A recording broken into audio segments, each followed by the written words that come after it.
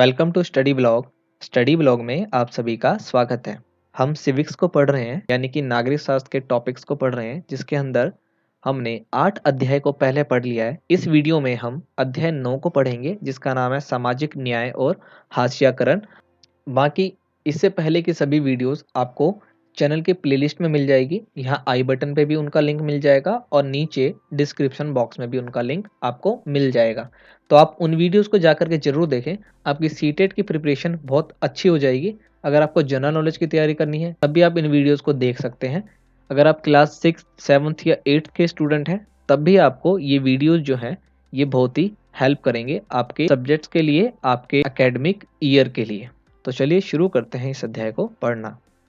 भारत एक कल्याणकारी राज्य है और किसी कल्याणकारी राज्य में सामाजिक न्याय शासन का आधार माना जाता है। भारत जैसा एक देश जो एक डेमोक्रेटिक कंट्री है और भारत जो है कल्याणकारी राज्य भी है, तो ऐसे राज्यों में सामाजिक न्याय का शासन जरूर होना चाहिए, यानी कि प्रत्येक समाज के प्रत्येक व्यक्ति को न्याय मिलना चाहिए। सामाजिक संविधान की प्रस्तावना भी आर्थिक तथा राजनीतिक न्याय के साथ प्रायः सामाजिक न्याय पर बल देती है। प्राचीन काल से ही भारतीय समाज में विभिन्न आधार पर असमानताएं विद्यमान रही हैं, यानी कि पहले से ही भारतीय समाज में अलग अलग बेसिस पर अलग अलग जो है डिस्क्रिमिनेशन, असमानताएं, अनइक्वालिटीज, इस तरह की चीजें रही हैं। स्वतंत्रता के पश्चात सामाजिक न्याय के लिए प्रयास करना काफी महत्वपूर्ण चुनौती रही है। तो इस पैराग्राफ में हमें कुछ चीज़ों के बारे में पता चला कि जैसे कि भारत की जो संविधान की प्रस्तावना है वहाँ पर भी लिखा गया है प्रत्येक भारत के नागरिक को आर्थिक, राजनीतिक और सामाजिक न्याय दिया जाएगा। आइए हाशियाकरण के बारे में जानें। हम जिन पन्नों पर लिखते हैं उनकी बाईं ओर खाली जगह होती है जहां आमतौर पर लिखा नहीं जाता है, उसे पन्ने का हाशिया कहा जाता है। कुछ ऐसा ही समाज में भी होता है। कुछ लोगों को समाज की मुख्य धारा से अलग थलग रखा जाता है। यहाँ पर देखिए समाज के ऐसे वर्गों को जिन्हें समाज के अंदर नहीं माना जाता, उसको एक पन्ने से दर्शाने की कोशिश की गई है। जैसे आपने अपने पेजेस को देखे होंगे कॉपी के, तो वहां पर इस तरह का एक कॉलम बना होता है। ये पूरा हमारा पेज है। इसमें ये वाला एरिया जो होता है वो बिल्कुल खाली होता है। हम यहाँ पर हम नहीं लिखा करते हैं, बल्कि इस एरिया में हम लिखा करते हैं। तो इसी तरह से हमारे को भारतीय समाज के बारे में बताया जा रहा है कि ये वाले जो एरिया हैं वे भारतीय समाज के लोग इन भारतीय समाज को अलग थलग रखते हैं अपने से। ये हमारे जैसे होते हुए भी हमारे से समाज की मुख्य धारा में नहीं जुड़ पाते हैं, तो इसी को हास्यकरण भी कहते हैं। आइए आगे देखें। हाशियाई का मतलब होता है जिसे किनारे या हाशिए पर ढकेल दिया हो। ऐसे में वह व्यक्ति चीजों के केंद्र में नहीं रहता। समाज में भी ऐसे समूह या समुदाय होते हैं जिन्हें इस तरह की बेदखली का एहसास रहता है। जैसा कि आज भी भारत के कुछ गांव में कुछ ऐसे वर्ग के लोग रहते हैं जिन्हें गांव के मुख्य इलाकों से दूर रखा जाता है। तो उन्हीं के बारे में बताया जा रहा है कि जिन्हें किनारे कर दिया जाए उसी को क्या बोलते हैं हम, हाशियाई। किसी भी व्यक्ति या समुदाय के हाशियाकरण की वजह यह हो सकती है कि वे एक अलग भाषा बोलते हैं, अलग रीति रिवाज अपनाते हैं या बहुसंख्यक समुदाय के मुकाबले किसी दूसरे धर्म के हैं। तो यहाँ पर कुछ कारण बताए गए हैं उनको अलग करने के। जैसे किसी की भाषा अलग हो, जैसे आपने देखा होगा आदिवासी आदिवासी को अलग थलग कर रखा है क्योंकि उनकी भाषा हमसे अलग होती है, उनके रीति रिवाज हमसे अलग होते हैं और वे अल्पसंख्यक हैं, यानी उनकी संख्या जो है बहुत ही कम है। तो उसको समाज से अलग कर दिया जाता है, तो यानी उनके साथ हास्याकरण किया गया है। वे अपनी गरीबी के कारण सामाजिक हैसियत में कमतर माने जाने की वजह से और शेष लोगों के मुकाबले कमतर मनुष्य के रूप में देखे जाने की वजह से खुद को हाशिए पर महसूस करते हैं। यानी कि एक उनका कारण है गरीबी, दूसरा सामाजिक हैसियत, इसमें वो अपने आप को कम मानते हैं। इस कारण क्या हो जाता है, वे अपने आप को हाशिए पर महसूस करते हैं, यानी कि अपने को बाकियों से अलग महसूस करते हैं। कई बार हाशियाई समूह को लोग दुश्मनी और डर के भाव से भी देखते हैं। इसके बाद देखिए क्या बताया गया है। फासले और अलग थलग किए जाने का यह एहसास समुदाय को संसाधनों और मौकों का लाभ उठाने से रोक देता है। फलस्वरूप आसियाई समुदाय अपने अधिकारों के लिए आवाज उठाने में चूक जाते हैं। उन्हें समाज के ऐसे ताकतवर और वर्चस्वशाली तबकों के मुकाबले शक्तिहीनता और पराजय का एहसास रहता है, जिनके पास जमीन है, धन दौलत है और जो ज्यादा पढ़े लिखे और राजनीतिक रूप से ज्यादा ताकतवर है, यानी वे इन लोगों से डरते हैं। इस कारण वे अपने आप को अलग थलग मानते हैं। हाशियाकरण किसी एक ही दायरे में महसूस नहीं होता। आर्थिक, सामाजिक और राजनीतिक सभी दायरे समाज के कुछ तबकों को हाशियाई महसूस करने के लिए विवश करते हैं। तो यहाँ पर हमने जाना कि हाशियाकरण का मतलब क्या होता है। तो हाशियाकरण का सीधा मतलब होता है एक समाज से दूसरे समाज को अलग कर देना। तो यहाँ पर तो हमने जान लिया हाशियाकरण के बारे में। आइए जानते हैं कि आगे और क्या बताया गया है। भारत में हाशिए पर खड़े समूह। भारत में शिक्षा के दृष्टिकोण से अनुसूचित जनजाति, अन्य पिछड़ा वर्ग, धार्मिक स्वरूप से अल्पसंख्यक, महिलाएं तथा बच्चे हाशिए पर खड़े समुदाय माने जाते हैं।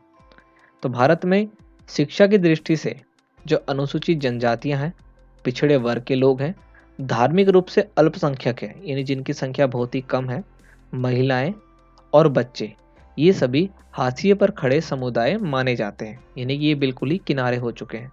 भारत में हाशियाकरण के निम्नलिखित कारण है। प्राचीन काल से विद्यमान जाति एवं वर्ण व्यवस्था, उसके साथ साथ देखिए पुरुष प्रधान समाज तथा लिंग भेद, उसके बाद आर्थिक विषमता, राजनीतिक इच्छा शक्ति का अभाव, फिर अशिक्षा के कारण जागरूकता का अभाव, रूढ़िवादी व्यवस्था में अंधविश्वास तथा आस्था। तो ये भारत में हाशियाकरण के कुछ कारण है। इसके बाद है आदिवासी और हाशियाकरण। आदिवासी शब्द का मतलब होता है मूल निवासी। ये ऐसे समुदाय हैं जो जंगलों के साथ जीते आए हैं और आज भी उसी तरह से ही जीते हैं। भारत की लगभग 8% आबादी आदिवासियों की है। देश के बहुत सारे महत्वपूर्ण खनन एवं औद्योगिक क्षेत्र आदिवासी इलाकों में है। आदिवासी की सारी आबादी एक जैसी नहीं है। भारत में 500 से ज्यादा तरह के आदिवासी समूह हैं। छत्तीसगढ़, झारखंड, मध्य प्रदेश, ओडिशा, गुजरात, महाराष्ट्र, राजस्थान, आंध्र प्रदेश, पश्चिम बंगाल तथा उत्तर पूर्व के अरुणाचल प्रदेश, असम, मणिपुर, मेघालय, मिजोरम, नागालैंड एवं त्रिपुरा आदि राज्यों में आदिवासियों की संख्या काफी ज्यादा है। अकेले ओडिशा में 60 से ज्यादा अलग अलग जनजातीय समूह रहती हैं। इसके बाद देखिए क्या बताया गया है। आदिवासी समाज औरों से बिल्कुल अलग दिखाई देते हैं क्योंकि उनके भीतर ऊंच नीच का फर्क बहुत कम होता है। इसी वजह से ये जाति वर्ण पर आधारित समुदाय या राजाओं के शासन में रहने वाले समुदाय से बिल्कुल अलग होते हैं। आदिवासियों के बहुत सारे जनजातीय धर्म होते हैं। उनके धर्म इस्लाम, हिंदू, ईसाई आदि धर्मों से बिल्कुल अलग होते हैं। वे अक्सर अपने पुरखों की, गांव और प्रकृति की उपासना करते हैं। प्रकृति से जुड़ी आत्माओं में पर्वत, नदी, पशु आदि की आत्माएं हैं। ये विभिन्न स्थानों से जुड़ी होती है और इनका वहीं निवास माना जाता है। ग्राम आत्माओं की अक्सर ग्राम की सीमा के भीतर निर्धारित पवित्र लता कुंजों की पूजा की जाती है, जबकि पुरखों की उपासना घर में ही की जाती है। तो यहाँ पर बताया गया है आपको आदिवासी के धर्म के बारे में कि आदिवासी का जो धर्म है वो हिंदू, ईसाई, मुस्लिम इनकी तरह नहीं है, बल्कि काफी अलग है। ये अपने पुरखों की, नेचर की और यहाँ तक कि अपने गांव की भी पूजा करते हैं। आदिवासियों के धर्मों का आसपास के साम्राज्यों में प्रचलित प्रभुत्वशाली धर्मों पर भी असर पड़ता रहता है। सरकारी दस्तावेजों में आदिवासियों के लिए अनुसूचित जनजाति शब्द का इस्तेमाल किया जाता है। तो ये आपके लिए एक सवाल बन सकता है, इसको आप ध्यान रखेंगे कि सरकारी दस्तावेजों में आदिवासियों के लिए किस शब्द का इस्तेमाल किया जाता है, तो वो है अनुसूचित जनजाति।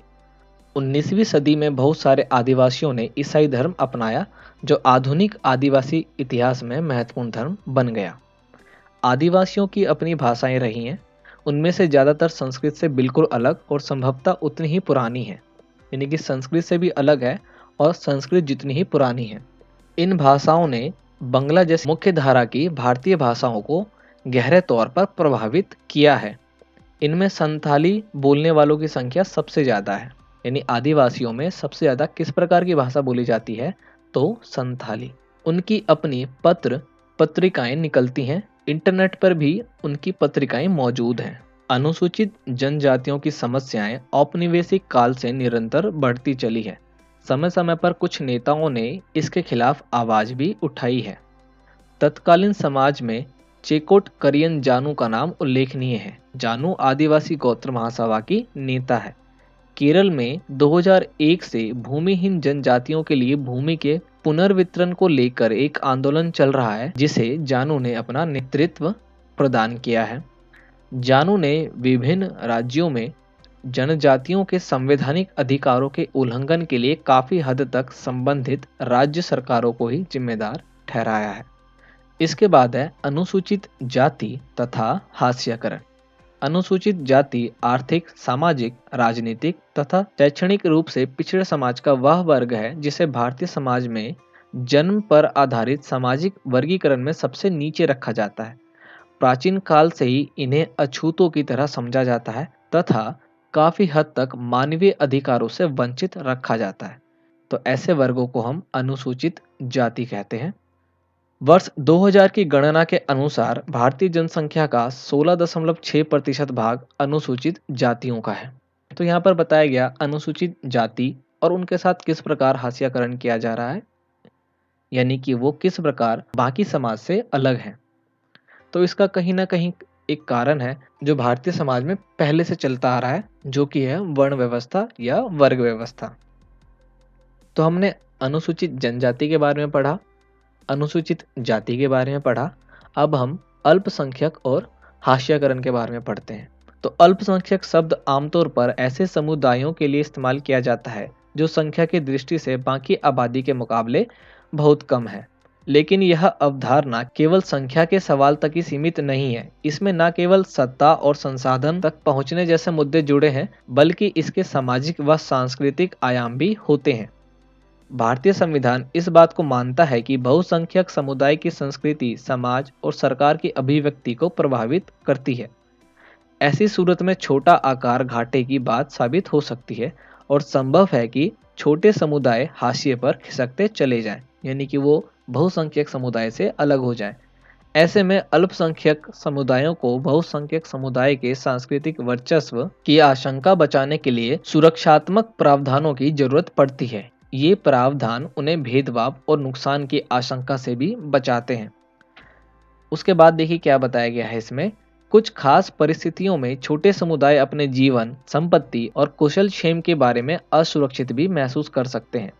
असुरक्षा की यह भावना तब और बढ़ सकती है जब अल्पसंख्यक और बहुसंख्यक समुदाय के संबंध तनावपूर्ण होते हैं।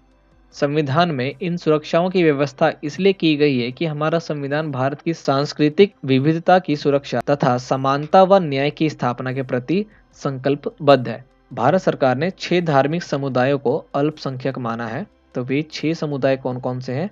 तो मुस्लिम, सिख, ईसाई, बौद्ध, पारसी तथा जैन।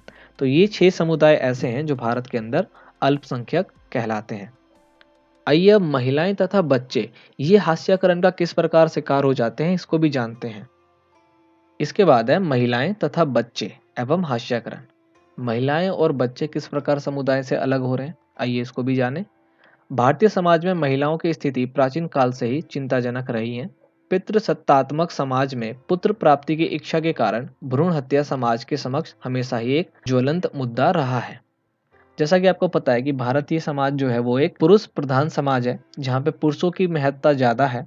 तो प्रत्येक व्यक्ति जो है वो पुत्र को ज्यादा महत्व देता है। इस कारण भ्रूण हत्या यानी कि गर्भपात काफी हुआ, जिसमें महिलाओं को जन्म से पहले ही मार दिया जाता था, या उनका जब जन्म हो जाता था तो उनको ना ही पढ़ने दिया जाता था, मतलब उनको बाकी समाज से अलग रखा जाता था। तो इस कारण महिलाओं के साथ भी हास्यकरण हुआ है।